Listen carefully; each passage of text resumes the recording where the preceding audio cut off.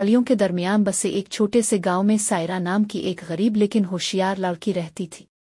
इसके खानदान ने अपनी जिंदगियों को पूरा करने के लिए जिदोजहद की, लेकिन सायरा हमेशा यकीन रखती थी कि मेहनत और मेहरबानी अच्छी किस्मत ला सकती है। एक दिन जंगल में लकड़ियां जमा करते हुए सायरा को एक बूढ़ी औरत नजर आई जो कुएं के किनारे बैठी थी। औरत कमजोर दिखाई दे रही थी, लेकिन इसकी आंखें पुरअसरार ताकत से चमक रही थीं। इसने सायरा से पूछा, नौजवान लड़की, क्या तुम एक ऐसे तोहफे के बदले एक आसान काम में मेरी मदद करने को तैयार होगी जो तुम्हारी जिंदगी को हमेशा के लिए बदल दे?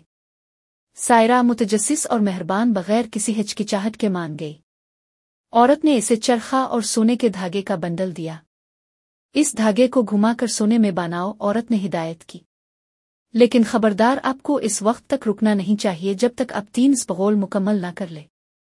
सायरा अपनी पूरी ताकत से सुनहरी धागे को घुमाते हुए काम करने लगी। जब वो काम कर रही थी, ऐसा लगता था कि एक जादुई कुव्वत इसके हाथों की रहनुमाई करती है, और कुछ ही देर में इसने पहला स्पगोल काटा था। लेकिन जब वो दूसरा स्पगोल काटने गई तो ये काम मजीद मुश्किल हो गया, और जब वो तीसरे तक पहुंची तो इसके हाथ में दर्द हो रहा था और उसकी आंखें भारी हो गई थीं। बस जब इसने सोचा कि वो मजीद नहीं घुमाएगी, वो औरत दोबारा नमूदार हुई और सरगोशी की, तुम्हारी मेहनत का सिला मिलेगा। अपनी उंगलियों के आखिरी झटके के साथ चरखा एक बार फिर मुड़ गया और सायरा ने सुनहरी धागे का तीसरा सफल मुकम्मल किया।